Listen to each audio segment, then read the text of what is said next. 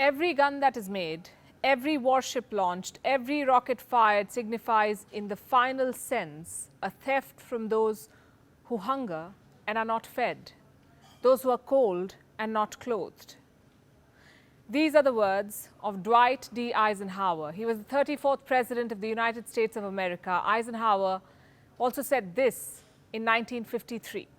The cost of one modern heavy bomber is this: a modern brick school in more than 30 cities. It is 2 electric power plants, each serving a town of 60,000 population. It is 2 fine, fully equipped hospitals.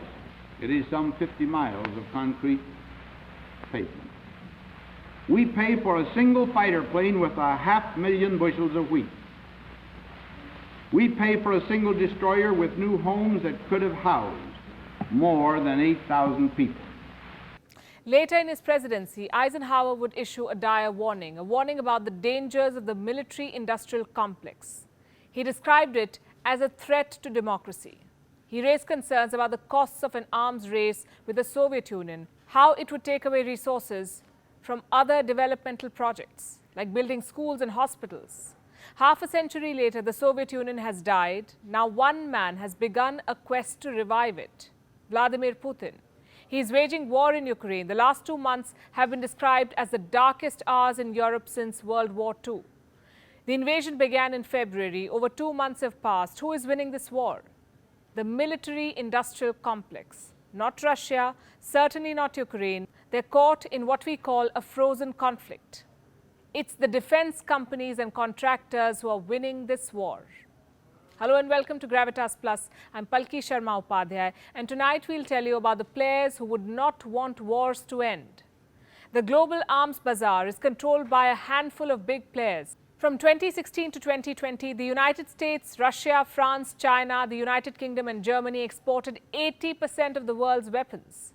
Barring China, every country on this list is directly involved in the Ukraine conflict. Russia is the aggressor. The US, the UK, France and Germany are all arming Ukraine. And by the way, out of these 6 countries, 5 are permanent members of the United Nations Security Council. So much for their commitment to international peace and security. But there's one country that maintains a towering presence in the global arms bazaar, and that's the United States of America. It accounts for 37% of the global exports. And this makes the US the biggest exporter of major weapons.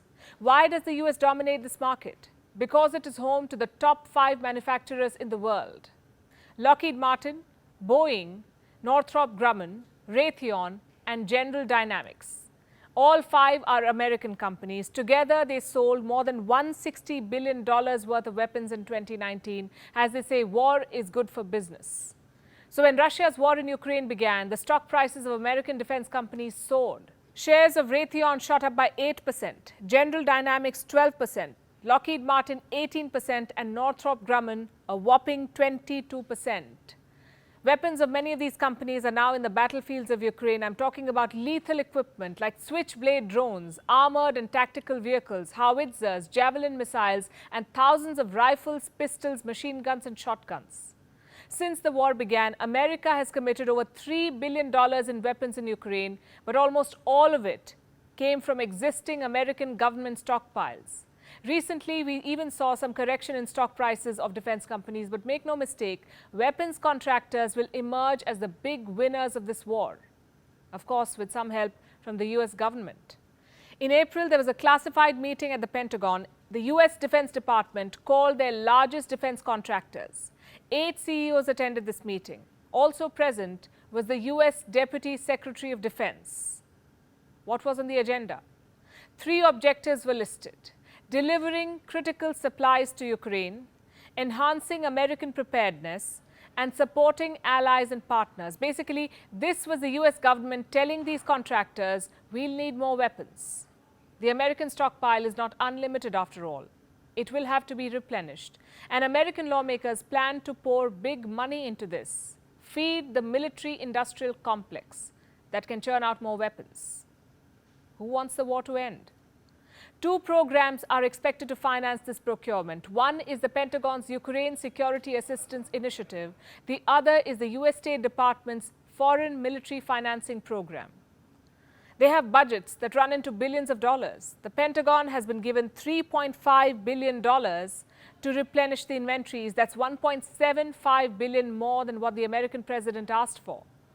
The U.S. State Department's program has been boosted too. An additional $150 million was recently given for the war in Ukraine, but the U.S. president is not satisfied. Joe Biden has asked the U.S. Congress for another $33 billion. This is supposed to be aid for Ukraine. But in this package, $20 billion will be set aside just for weapons.